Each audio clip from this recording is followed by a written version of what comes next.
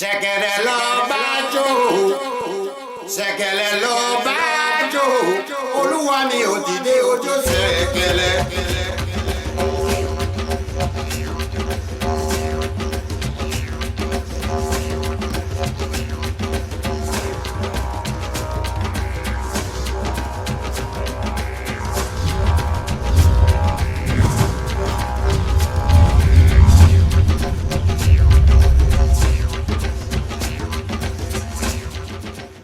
Hello and welcome to Theoryforge Chronicles. I am Phantom X, joined as always by the legendary Neurotoxin and the infamous, maybe famous Diggs. How are y'all doing? Great. It's been a little while since we've had a show. Been doing anything fun? Anything interesting? Yeah. Got a bunch of lights and LEDs and side glow fiber optic cable. All sorts of fun stuff that I've been working on to make more cool glowy costumes and stuff, and been keeping up on good old Warframe that I've been kind of keeping up on more recently over the past few years, and built my ship on that, so I'm excited for the new content. Otherwise, just keeping an eye on all the COE stuff. I bought a bunch of the giveaway loot box things, the giftable advent calendar things, and Yeah. that's going to be the giveaways actually for the next year or so on the channel here. So I'm just going to have a shit ton of items to give away. So it's just going to be, hey, every episode, here, you get a cat. Oh, you get a ballista. Oh, you get, we'll see. Use the L word. And now that's something that we can talk about later on, but what is a loot box versus, like, this is really, I feel like, more like an actual digital advent calendar. It's meant to be a gift, and you can get for yourself if you want, but we can talk about that later. What is an MMO? What is an MMO? That's a great question. I don't think it's this is a Meow, and we know this is a Meow because that's what Ombok called it, and then that's what that's what the studio called it. And so They even hired him. But Raph Koster, he approved it. I talked to him earlier this year. It's like, hey, so that term Meow? He's like, yeah, that's right.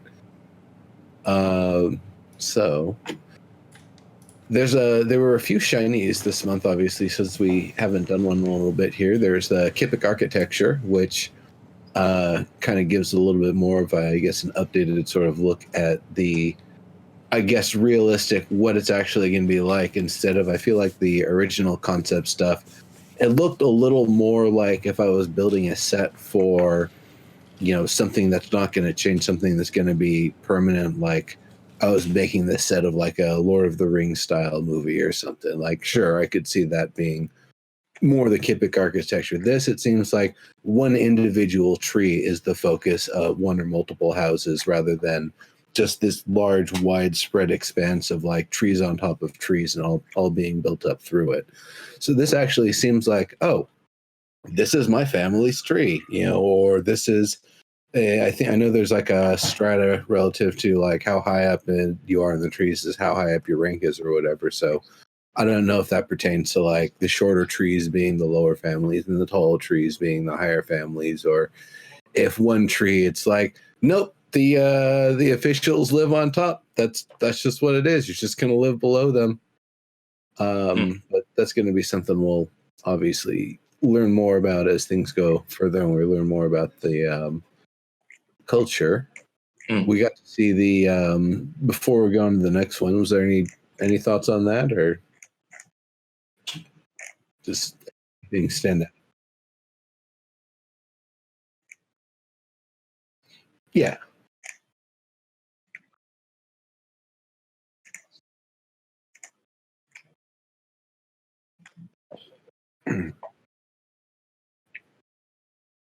You would think so, except if it's in an area that's constantly moist and the trees themselves are so full of moisture that they ain't gonna burn.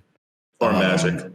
Like white phosphorus, sure, but that'll burn anything, and I don't think we're really going to be, using that in this game. So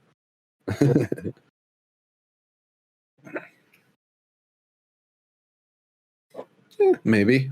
I mean, they actually have kind of low light and dark vision built in, so it could very well be that when you start getting deeper into Kipik territory, you just aren't seeing sources of fire. So if you light up a torch, you just catch an arrow immediately.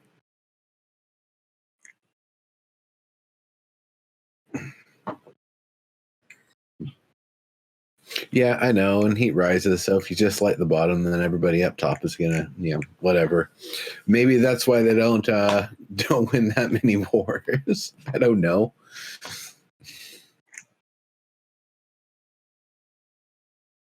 I think Phantomex has no sound. Oh no. Oh, I wonder if I have crap! I was muted. It's fine. I was saying that I was fixing a cam and decided to not make noise, and I was just saying that it is not a very defensible. It doesn't seem very defensible to me. That it'd be very easy to light something on fire and just burn everyone down, or smoke people out. Trap them up there, force a siege of some sort. I mean, it seems like it'd be very easy to make them bend to whatever your offensive strategy was. Drops poison, sure. Fire raising up. It's just, I don't know. It looks cool. I like the drawings themselves, the way it all looks. I mean, that's really cool. I mean, one of the things that I love with EverQuest was I'm going to probably butcher the name because it's been so long, Kelethan. Being up in the trees and the wood elves and things like that. But that's very. I like how it looks. I just think in a more realistic sort of invading army. I don't know. I just wonder what they'll be able to do to protect themselves, other than just dropping balloons full of poison down. But that's what not magic let you is get for. that far. I said not let you get that far. But I guess that's a fair point. If someone's got magic to light things on fire, surely someone's got magic to put fires out. So it could just be that they're specialized in that. Or they could have a special resin that they apply and makes it fire resistant. So many different ways to go. It's a fantasy game, so there could just be some fungus that's like fire resistant and you can like safely infuse into any piece of wood or whatever, and that's just through everything. You try to light it on fire, it's like, oh great, well, nothing's burning, you're just releasing spores. Good job. I mean, even stone can be blown up, but that to me would be harder to do and take longer to do. Unless you got really hot heat. And even then, you have sort of one entry point that's still somewhat defensible versus I'm just going to burn your tree down. But even when you say blown up, that's with technology that was discovered on Earth, which may not have been discovered on. Maybe, but I would assume there'll be some. I assume there'd be some sort of gunpowder, something to figure it out. Not necessarily. We might need to discover that, right? I don't know. Well, the other ways, if you can magically produce a lightning bolt that can, hit a concentrated spot on a rock for long enough, that thing will explode. It's actually a great point. Welder, That's a great point too, because we've been told that lightning bolts will have effect. Like, so what does that do to trees?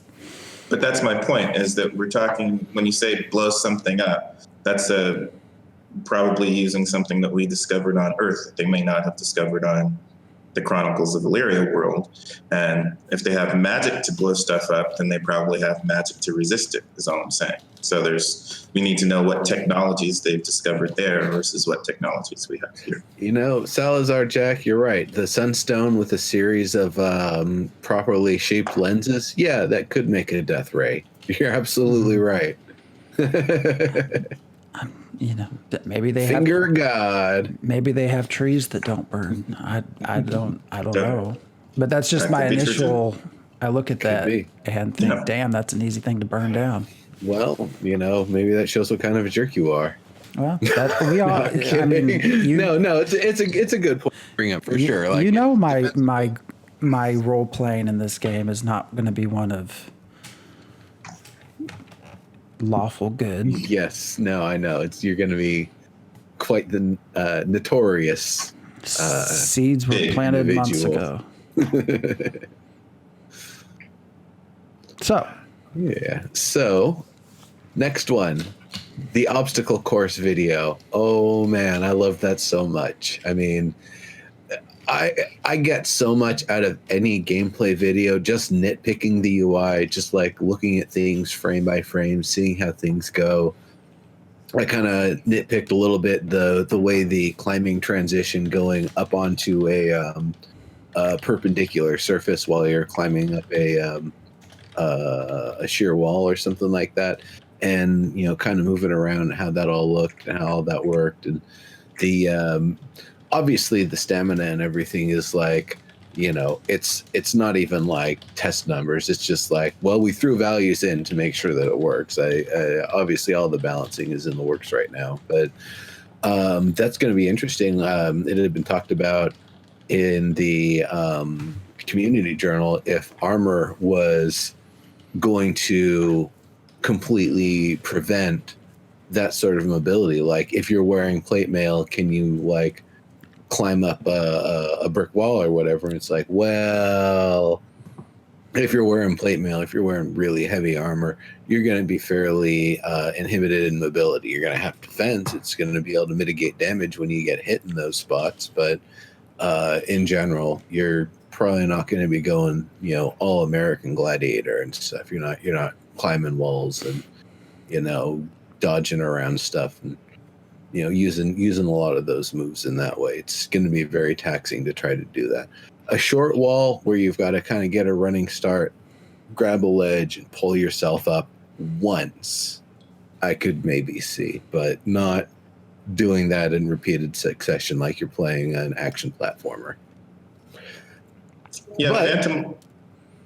I was going to say, but it's the opposite. That's one of the things I like about being a Kipik and trying to keep my equipment and my armor light is that I just expect I'll be able to bounce around and just get around places, use my extra mobility, get under extra small spaces. That's something I'm actually really excited for, is like being the light scout, being the one that goes up and drops the rope down for people. Yeah, Phantom was wondering about how body shape would affect that, but That is a good question. I mean, think that should be dependent upon attributes. The character kind of vaulting through that medium kind of height space. I just imagine if you're one of the larger races, you're not just going to be able to vault like that. Are you going to have to like Superman dive straight forward through it and do a roll on the other side, or going to have to just kind of like creep through it and kind of squeak through? That's should be that's definitely going to make a difference. Like for a crew, it's like, yeah, we need the big guy so he can lift the gates and stuff, but we need the little guy so he can actually get in the spaces. Well, Phantom was wondering about climbing up poles, but Yeah, I mean, I was just curious, the drive to be lifelike. And actually, now that you mentioned the armor, it sort of, again, raises that question even more. But I guess that would, just how easily, when we do a character creator and assuming you can adjust size and not just your size of your stomach, but, height and everything else, how much that would play. Because you're just used to seeing most games with parkour and things like that, everybody kind of moves at the same pace and jumps and does everything the same. I don't know, I'm just curious how that could, but I guess that would require the physics having some sort of, or the characters maybe having some sort of representation of mass or weight. And I don't know that that's even a thought. dexterity.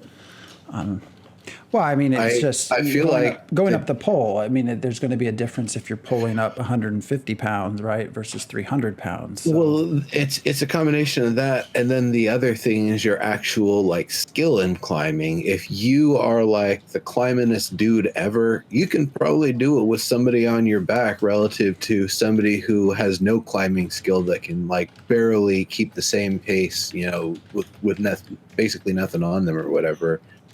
So I would imagine, but then to that extent, you're right. Like a pole, that's not easy to climb. We see people climbing it all the time. We see drunk people climbing poles after sports tournaments and stuff and doing stupid things all the time.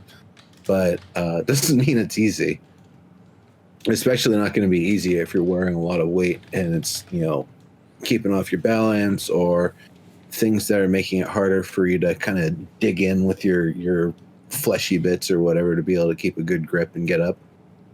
So, I would imagine some of the races might be better at it than others just in terms of, size to weight ratio. And then some might just be, sheer strength regardless of their weight, that they're just like, I could just muscle it up because we're just full of muscle. Mm-hmm. I don't know. It's curiosity. I mean, I don't know. Yeah, it's probably too much. I hate to even bring it up. Too much. Well, I hate to even bring because I'm one of those that does not want to go so far over the line of life sim, right? So, well, right. But I mean, climbing surfaces is one of those things that's near and dear to me because back in one of my early RP experiences playing the Warhammer fantasy tabletop game, coming to the realization, holy crap. Every time I've played like a video game or whatever, I never even thought about like, why don't I just climb over this wall? Or I think about climbing over the wall because I'm in a third person perspective and I can see, what's on the other side of the wall or whatever. And so of course I want to know I want to be able to climb over there. But in terms of, trying to do it in like a wizardry game or something, I never really thought about that as an option. And it just makes me feel like it made me feel dumb. It's like, well, of course, like, yeah, I'm going to climb out of this pit that my character's able to climb out of because I'm not limited in any way. It was seen as a kind of unique solution to the problem. I got a couple good rolls. I managed to get the group out of a pit. Like, it was a big deal. So to me, yeah, the ability just for every surface in the game to be assessed for its climbability does make sense. And in fact, it makes sense as some of the properties that the game should be able to handle, both what the climbability of a surface is based on what the material is, as well as what other constrictions there are if there's limited surface area like a pole or enhanced sort of thing like a ladder that's specifically designed for climbing. How that's going to be able to modify things and even further if it's at an angle or not. I think the game is actually going to be able to handle all of that stuff fairly well. It all seems like stuff that the engine itself should be able to have really no problem with, and they just need to put it in the objects and such.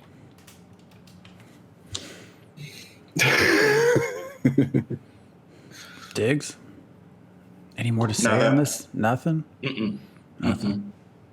I have a more a curiosity question with the engine. Like, how much of that stuff's sort of baked in? Like, or how much is it tweaking completely your own code?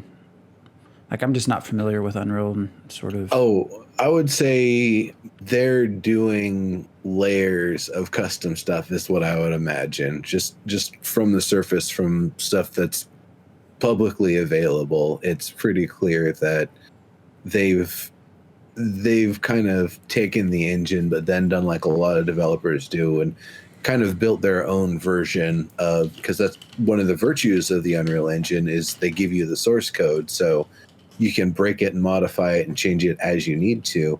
Then when a new version of the engine comes out, you just need to modify the changes you made to your version of it to match up with the stuff that they've just implemented. So it's a bit of a process to update to the next version of the engine. So it's not something you're going to do with every single small iterative engine update.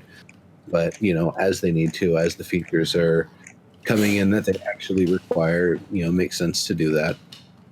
But in general, I would imagine just like many companies do, they've got a lot of their own custom code and stuff in there. So, they've probably got the ability for it to detect all of those surface level properties on objects in the world and their climbability. Maybe even on creatures. Maybe creatures even have climbability to some extent. We think about parkour movements in the setting of PvP, like massive. Well, I don't want to say massive, but say you have 100 versus 100 trying to set up to fight each other, and you just have everyone sort of parkouring around. Like, Well, I'm going to be somewhere on the defending side, waiting for someone to parkour themselves out of stamina, and then get to a place where I can shoot down on them, and they're not going to be able to do anything about it because they're out of stamina. So no, it's going to be something you have to do with reservation. I would imagine trying to get around in like a dungeony space where there's going to be like tricky areas to cross is where you're going to see more sustained use of the parkour than a step battle. It's not going to be like, Jedi Wars or whatever, where people are flipping everywhere. One of the things I asked is because one of the things I always hated about PvP, and I'm not much of a PvPer anyways, is people that you would square up to fight them, and it's just a bunch of jumping around, can't hit me. So now I'm just imagining it with like all of these other extra slides and swings, and but they don't seem like things that are really going to get you out of danger that much. If your weapons drawn in stance and you think that you're gonna vault over this thing or whatever and it's gonna gain you some ground, well, maybe. Or when you go to try to vault over it, you get smacked from behind because you've kind of slowed down at a point where someone can catch up to you. Just like in a certain tabletop game that's rather popular, you've given them an attack of opportunity.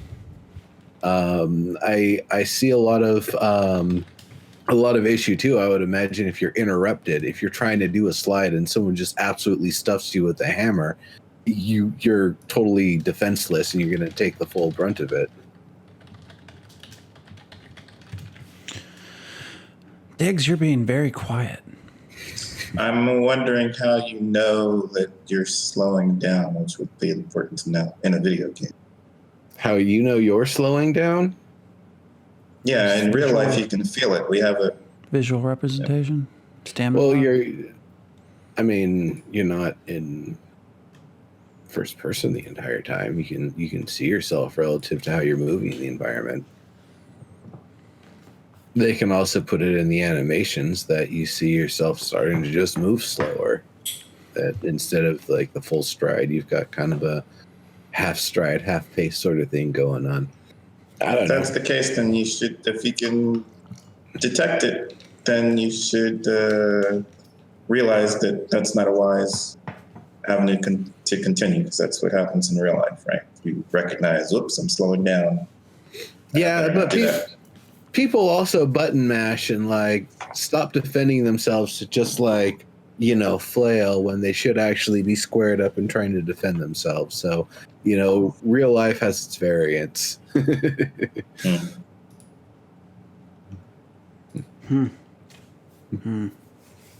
a cool video. I mean, oh yeah, no, I really liked it. It's kind of fun just, seeing stuff get to the end of each one. It's like, all right, I got the finish.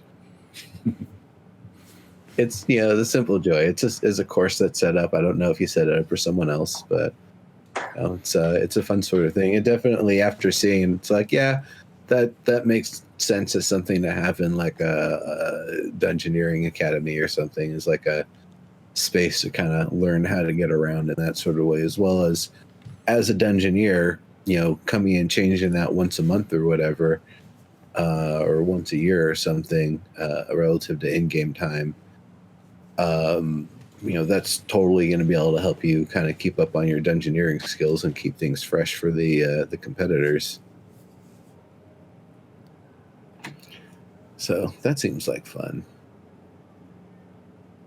Yeah, we'll see. I'm not sure, again, whether or not, I'm not sure how fun that will be in practice, but we'll see.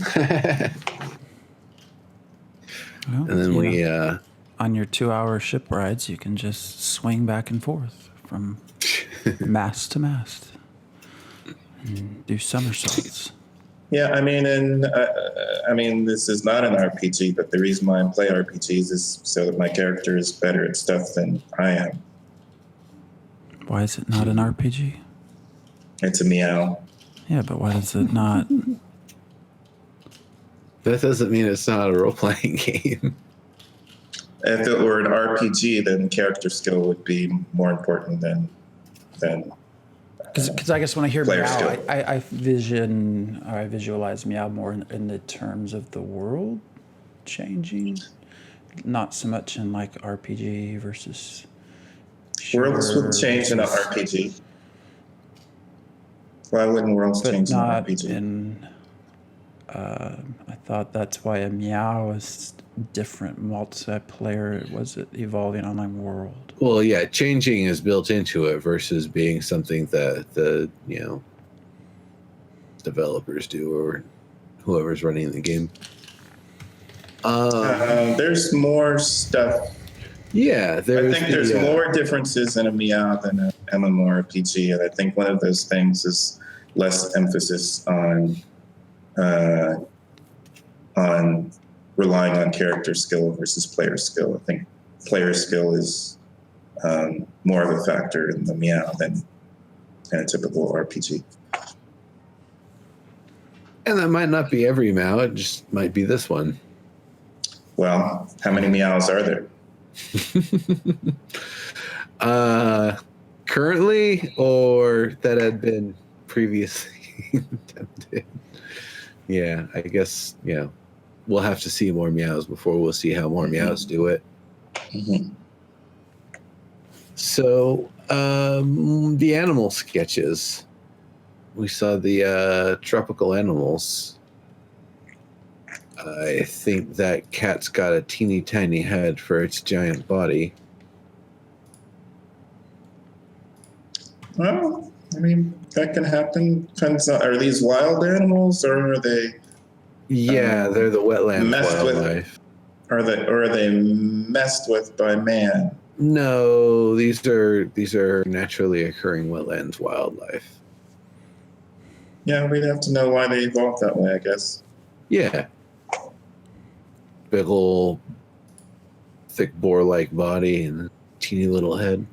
Mm-hmm. Then the I mean, it's all going to be about survival as to why they do. So start envisioning what they need it for survival.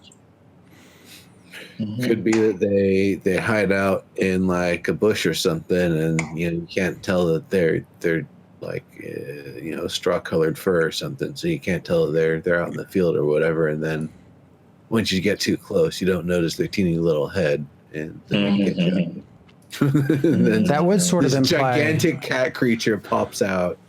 that would imply it wouldn't be intelligent enough to do that because its brain would be substantially smaller.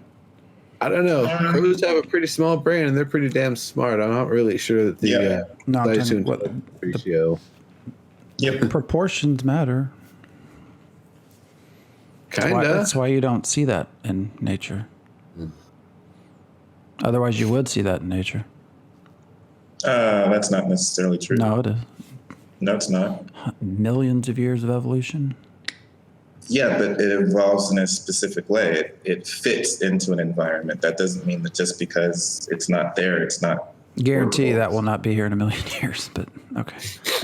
Based on the current evolution, that's true. Right. So yeah, there's various birds and turtley things, and some hoppity hop thing. Looks like a jackalope on the left, and a couple of little insecty things, butterfly and some dragonfly birdish looking thing in the upper right. Yeah, and it looks like wetlands wildlife, all right. And we should have said current evolution with current environment, because environment is important. A lot of birds, a lot of turtles. So it's going to be a very slow game. I mean, turtles aren't necessarily slow. Terrapins go. Yeah. They will mess you up. Wow.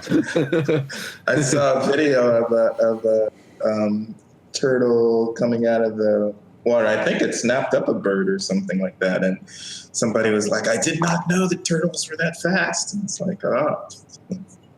Yeah. What they snap at can be fast. They might not waddle very fast necessarily on land, but when they snap at stuff, that could be pretty quick. Yep.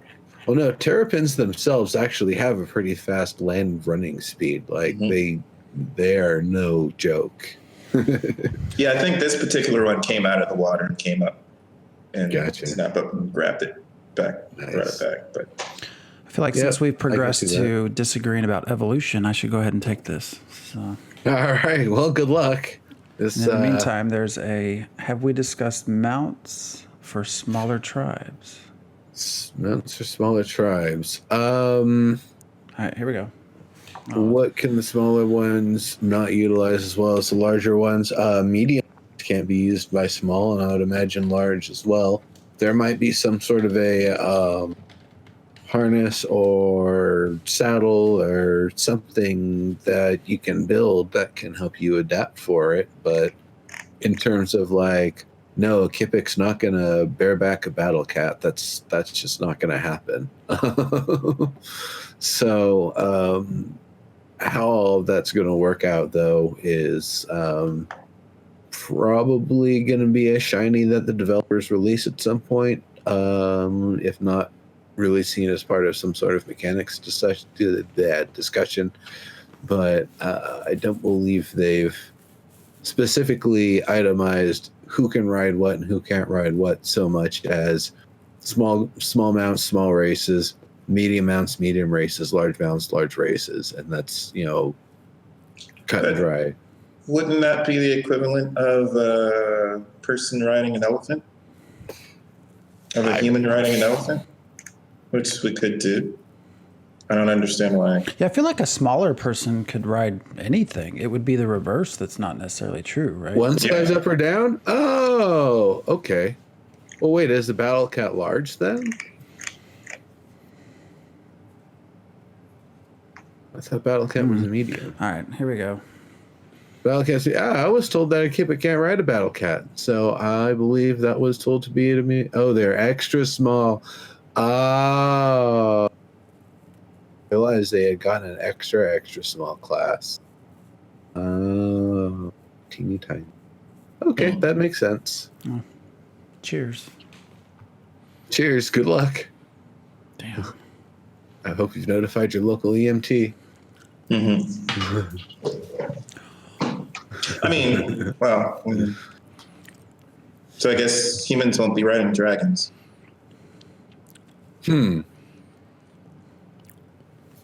Well, then again, they can always have some sort of a saddle seat sort of thing built on. So, there's definitely room for that. Well, I would think that would be the case for Kipik riding battle cats, especially. Probably. But get your He-Man style battle cat gear.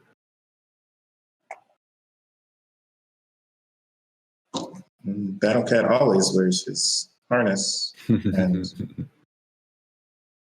saddle. Oh, poor guy.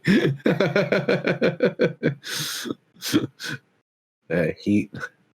All right. So they had the Show Us Your Domain contest, and that had its winners, who were put up again here. All right. Wasn't that bad. There were winners and runner-ups on each server, both for lore and for art. So if you want to check those out, I would say go on the forum. Yeah, it was a thing. I could see if they do it again, people would be a lot more elaborate, not just because they see, what it took to kind of get in and win, but even more because I would imagine if they did it a year after they did it the first time, we're going to have a lot more resources available to be able to do it better, do more, more specificity. Phantom, did your sinuses get cleared out? Nah, you heard that, right? Because I muted it on stream, but y'all can still hear me. I forgot about that. Uh-huh. That's good. It did wake you up. Tastes like a pepper. Imagine liquefying a pepper, and that's what you get. That sounds awesome, though. How was it? What did you think? Taste wise, or like, it tastes like a pepper. Is that a good It's thing? not as hot as I was expecting it to be honest, but it's good. It's a little tingly now.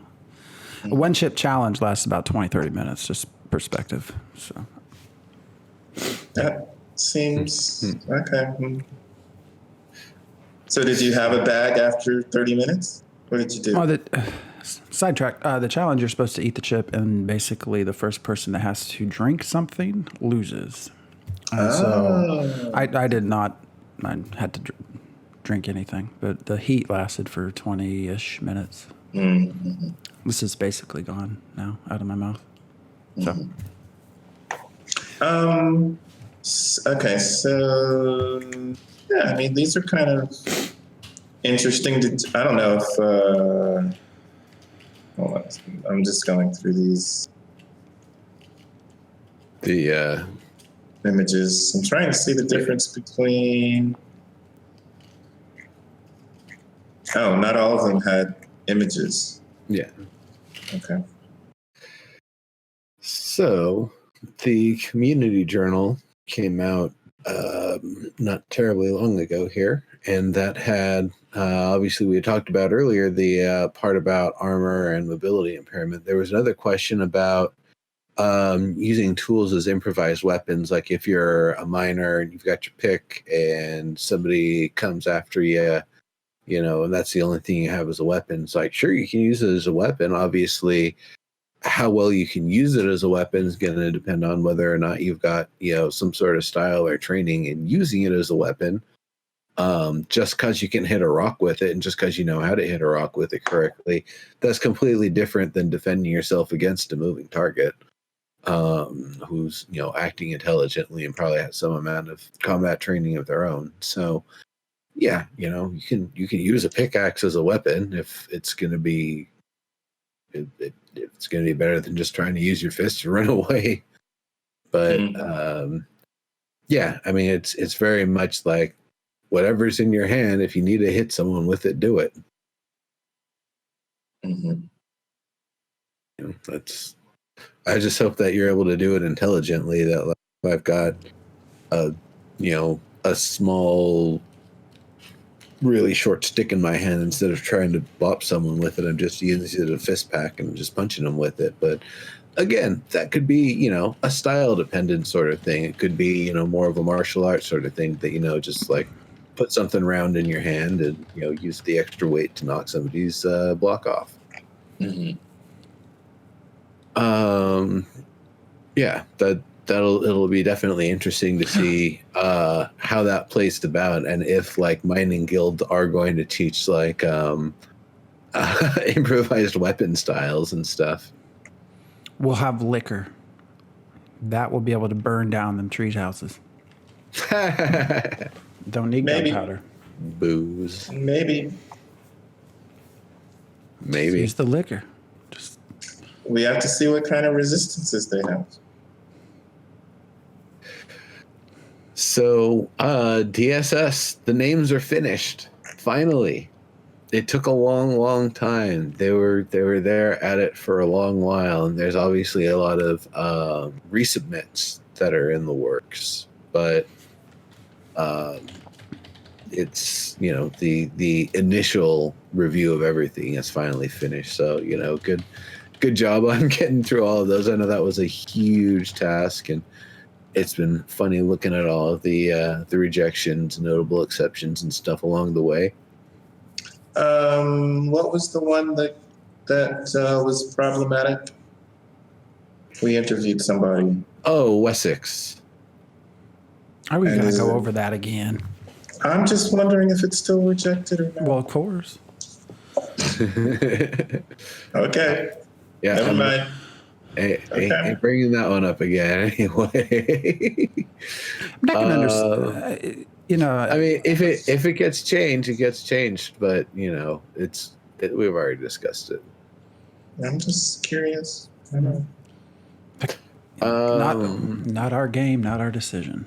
Yeah. Some people like to appeal and appeal and appeal, even though they keep getting rejected. I'm just saying, Well, some people like to kick themselves and kick each other in the butts and call it a good time. So, whatever. Yeah, that's what I'm asking. Meet the mods in kingdoms. So we've met all the kingdoms. We've met all the mods. So moving forward, it's going to be organizations. We've met all the kingdoms. Really? Yep. They've apparently month after month gone through and interviewed all the kingdoms. Oh, we have them and we have those? Shouldn't we have done that on... we should have done that here then. Yeah, I mean, we can go back through all the journals and talk about all those. I mean, we've had a few of them on already. What do they mean by meet an organization? So, if you've got like a guild or academy or a religious group or an association or something, I believe those are the kind of organizations they're talking about. So they want to meet your groups. And then they talked about it a little bit later on. They're also looking at to do need a domain to be specific to the region smaller than a kingdom. So that'll be fun. So the hegemony is an organization rather than... That's interesting. Okay. And then there's Raventiel, the environment artist. We get to meet him and learn about his past and such, as well as Rufus, who's one of the ambassadors. Hint, they both played console games as kids. Wait. I still have a question because a hegemony is... it says leadership or dominance, especially by one country or social group. So I guess it could be a social group. This is a social group, not a... That who is? Are we talking about the organization? The hegemony of Greater Britannia, which is what was highlighted in there, which seemed to me to be more like a duchy or something, or a county. But I guess it's just within there. Yeah, I think so. I haven't actually read it, so I don't know. I mean, I read the journal, but I didn't read that specific part yet. Mm-hmm. Yeah, because it looks like these are Count Roderick and Lord Stewart of Tyria. So yeah, it seemed to me like I guess it's a count's organization. It seems like it's a county almost, but okay. Yeah, that sounds about right. Like these are people that we can have as guests, for one thing, is what I'm saying. Yeah, for sure. I didn't realize they had one of these for all the kingdoms previously, because we haven't had all the kings and queens or whatever on, have we? No. No. No, we should definitely get more of them on. Okay. That'd be fun. Cool. All right. So they're going to be closed, as you would imagine, surprise, from December 25th to January 2nd. They're going to be out. So, don't expect any official messages from them. I mean, that's a good thing because I think at Activision, I don't know if they can even do this anymore, but when I was there, I think we had guaranteed Thanksgiving Day, Christmas Day, New Year's Day, and then any other day around those times were suspect. Or maybe it was, New Year's. But I think even we would work New Year's Eve and then leave early. So yeah, 2 weeks. 2 weeks is what I think is, generally fair. 1 week, well, I mean, that's good. Yeah. They should be doing. That's great for them. Yeah. Yeah. I mean, I'm still wondering when studios are going to sort of, there's great research and things looking into productivity, 4-day work weeks, 30-hour work weeks, and how the time spent actually working is quite productive. significantly better. Yeah. You get more out of your people when you give them a third day off. So, crunch is such a industry wide Standard. Yeah, it's sort of Anti-productive. exactly. I don't, I It's fake don't. productivity. I've never worked in the industry. I don't know what turnover is like. I know in my industry, there's a lot of turnover. Nurses tend to turn over. It's not that they I'll get give you out of it; this. they move to somewhere else, and then they move to somewhere else, and then they move to somewhere else. So I don't know what that is like within the game industry. So, well, my first time in the industry was like illegal overtime back at THQ in 2003 through a temp agency, so they shielded themselves from liability. But they way overhired. They bloated a team to about 30 people for something that wasn't being developed because the developers, with a hilarious initialism they go by for their name, a sex act, I won't NSFW. They finally admitted to the leads, yeah, we're only working on the game about once or 2 hours or so a week, Oh, we don't understand the bugs. I mean, the videos you're sending are all garbled because you're using old PAL VHS tape or the cassette tapes or whatever, and the ones that have been reused on heads that have been reused over and over because you're not a PAL studio, but you've got PAL equipment for the PAL releases, so it all looks like crap. Also, we don't understand English very well, so sorry, guys. So we've sent 3 of our testers over there to their studio in Canada, and when we did that, it's like, well, we got an overbloated team, so we're just going to start axing people. So that was like way overstaffed for something because the engineers, the actual devs themselves, were just not doing it. And I worked with them again when I was at Neopets, and they were up to the same shtick. So no no surprise there. Screwed me twice. Not so bad the second time, I say. And then the other one was when I was an intern at Neopets, actually. There was one time they asked me to stay after. They got pizza. They needed to test a bill before it went out the door. And I was like, oh, yeah, sure, whatever. And so I did. And I found there was an issue with the profanity filter for something that was about to go out the door the next day. And they're like, all right, you saved our asses. Thank you so much. And they never actually put a chat system into it. They just put things where you could click, existing phrases, and that's all you can use to communicate. So yeah, sometimes you do actually need somebody after hours for something because engineering is actually finished to a point and you need to test something. But that's completely different than like all day, every day for like months on end, just throwing yourselves at a project. You're not getting rest. You're not putting in good work. You're all frustrated. You're all tired. You're not eating well. You're not getting to the gym or anything. You're not getting to spend time with your family and your pets and stuff. You don't even get as drunk and stuff because you have to be more like responsible. Like it's just a shit deal all across the board when things are in super crunch mode. And at the end of the day, no, you're not actually getting things more productive as the details have shown. Is it an industry where there are more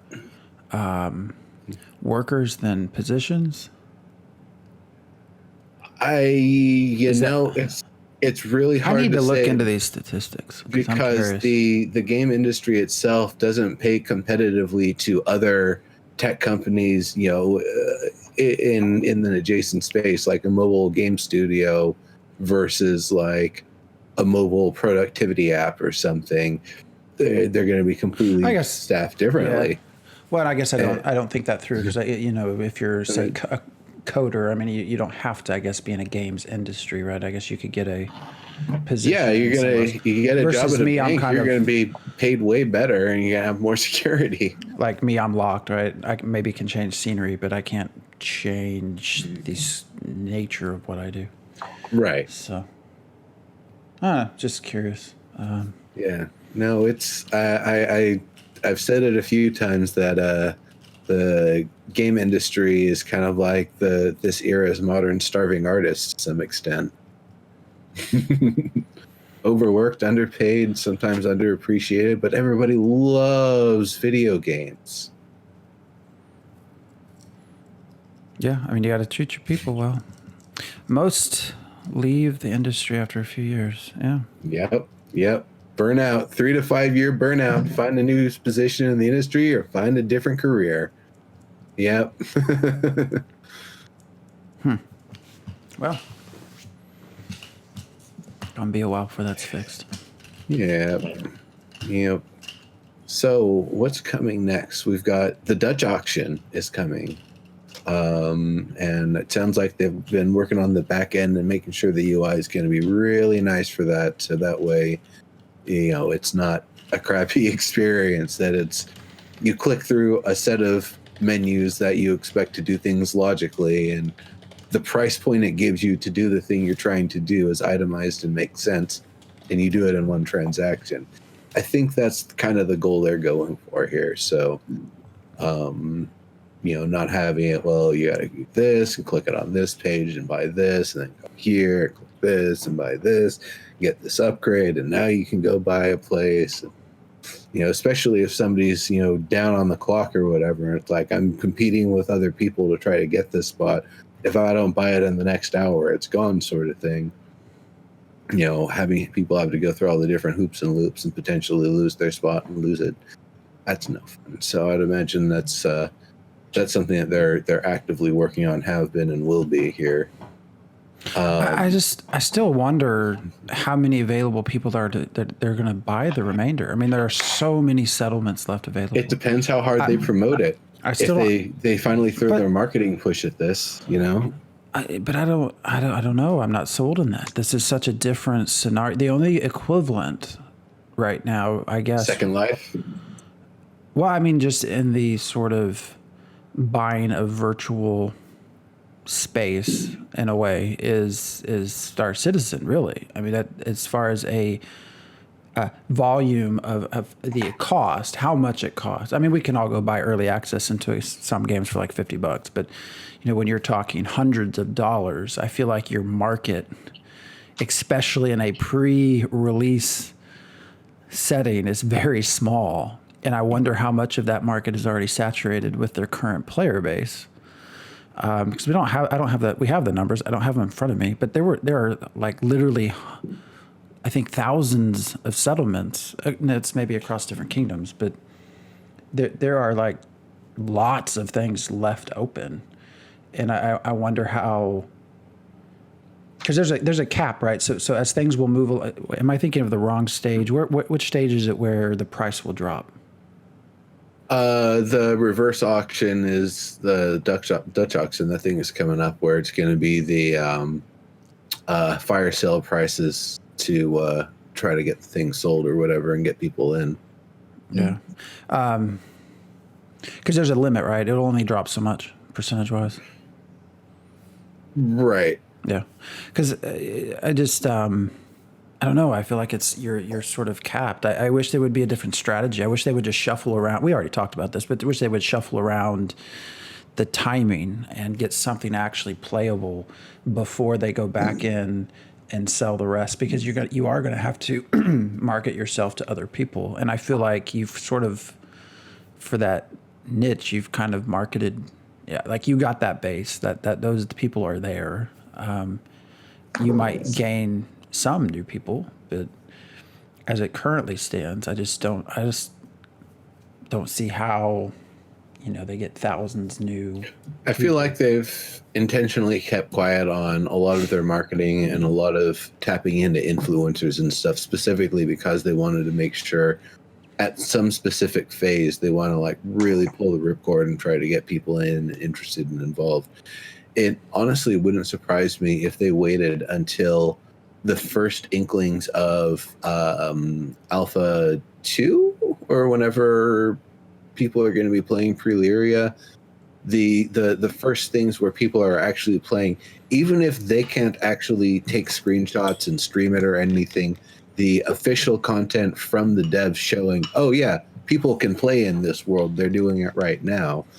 I think that would probably be enough to be able to sell it and be like, okay, guys, it's a real game, everybody. There's, clients that aren't at the company connecting to it right now and like playing and doing things, not just chatting and testing it. I mean, look at the success of Kickstarterversary, right? I mean, that wasn't a fluke. That was all based off timing.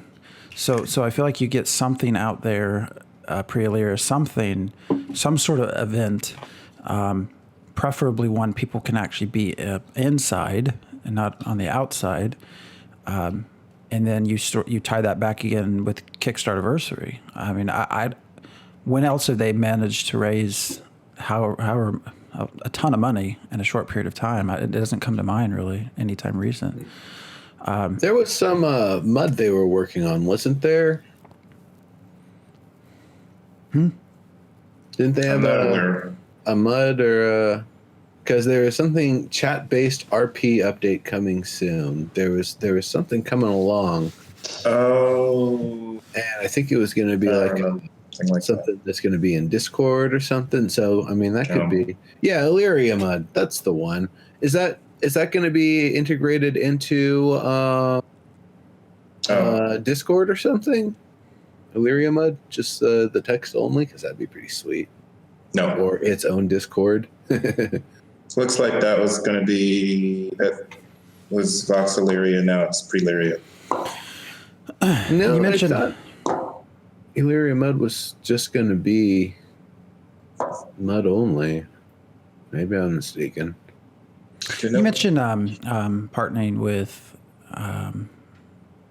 content creators. I mean, that makes sense, but again, you have to have something for them to stream, because that was the argument was made before too. Oh well, I forget which streamer was named, but they have hundreds of people bought $200 ArcAge packages just because the streamer was playing the game, and that's probably true. Mm-hmm. But they were playing a game. Oh yeah, we saw Co-Carnage sold like hundreds or thousands of landmark buy-ins in a month of streaming it, and his community went wild on that clip. That's why I just wish the order would be a little bit different. So I don't know. So yeah, one more. Yeah, I agree. It's some kind of event would be good to get people in. Yep. And then before the end of the year, we're going to get the State of Elyria, the updates on everything. So that'll be awfully nice to get an idea of where things have, what's gone on behind the scenes that they haven't talked about and made openly public, as well as giving us a better idea of what to expect for 2020.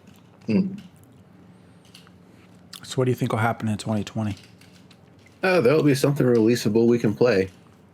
Well, I was going to say we'll get a date for when we can play in 2021, but okay. There will be something releasable that we can play. Yeah, I would agree with you, Nero. I mean, just from what they've been able to show us. You could probably put something out right now. I don't know how fun it would be. Yeah, that's exactly what I was going to say. Is like they could put it out right now, but and I guess in terms of, like, fun's not the right word. I don't know how much we could test right now. Okay, no. Fun too, because like we fought through burled wood because we were excited about the product. That was not fun. Like that was a poor thing. It wasted time. People quit over it. Like that wasn't what they do present needs to at least be like functional and representative enough of the systems that they're actually putting in and making available that like it isn't upsetting people when like this is the first time they play it or whatever and they try it, because we know people are real judgmental and like it's been a little bit of a long development process, so people are waiting for the first thing to be like, oh, this game was a waste of my time and money, instead of like actually looking at it optimistically and be like, oh my God, they've made this much progress. It's all they need to do is just hook up a few more systems and the game's ready to go, which is more what I feel like it's going to be at the state we actually play it. Yeah.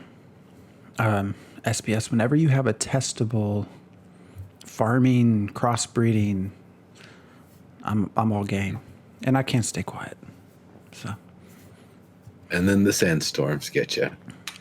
Because we know those are going to. That's still what excites me the most is that. But it is after 9. So. It is. So you know what? I was a liar. I said we were going to talk about the advent calendars later in the show, and honestly, I feel like they might be their own episode. Well, yeah. When we get into loot, actually, it would be good to have Sog for that too. Yeah, he has a lot to say about loot boxes. Yep. And of course, by that time, I'll have started getting them, so someone will actually be able to get a giveaway. So part of the reason why we haven't had a show for a month is because there's been not a lot. Think about, we just took basically a month's worth of stuff and talked about it in one show. There's not been a lot to keep up with, which in many ways is, I guess, good because that means they're focusing on creating a game. Yeah, and they talked about that they're going to be focusing on a lot of stuff and be a little radio silent for a little bit while they kind of rework things and get the plan together for the next little bit. So this is actually going as expected. And part of that is me as well from some work changes, and Sog has had stuff going on as well. And there was that one holiday. Yeah, Thanksgiving. Who knows? Yeah.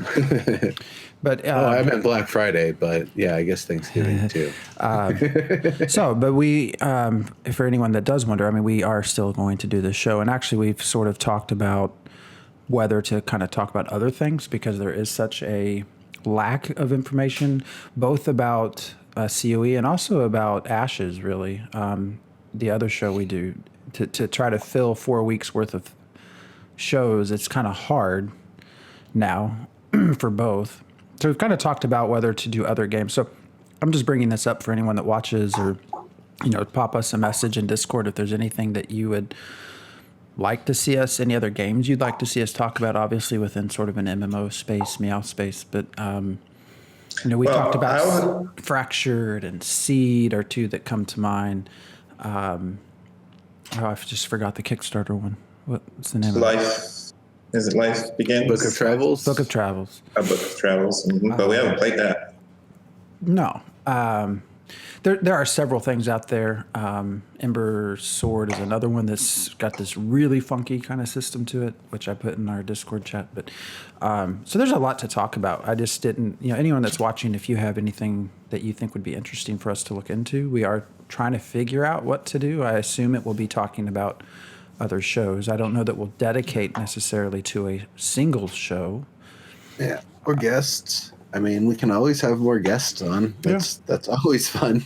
So, well, I mean, we're actually playing a couple. Well, I'm actually playing based on your recommendations. So, playing Fractured. What is the other one? Life Beyond. I don't even know where my icon is. Yeah, they changed the name. It was Project C. Yeah. Mm-hmm. And then you just mentioned Emerald Sword, which I think I'll actually keep on my radar. Yeah, it's got this really weird blockchain thing to it, which actually could maybe be an interesting show. But so there's a lot of cool stuff out there. So we'll probably start talking about more of it. And then, of course, as things progress, when things start picking back up for Elyria or whatnot, doing more of what we normally would do. So we've actually created a few other channels within our Discord, I think for Seed and for Fractured. So feel free to jump in and look at. Maybe it's something you've never heard of. I think Diggs, you've had the most experience with Fractured. I'm really excited about Seed, which is a whole different sort of experience. So, anyways, we will have. I guess this is me just saying we are not going to be fading into the night. We've just sort of been trying to figure out what to do. So, yeah. Anything else? Anybody else have anything to say? No. Looking forward to talking about stuff on the next episode here, because the advent calendar is definitely a hot subject, and it will continue to be. Is it a loot box? If it is a gift box, we don't have to talk about that right now. So yeah, is it a loot box? But then, as I've been kind of getting at earlier, what is a loot box? So, all right. So yes, we'll talk about that another time. That can go on. All right. Thank you everybody for joining us. Have a good Friday and a good week, and we should be back here next Friday. So yeah, see ya. See you later, folks.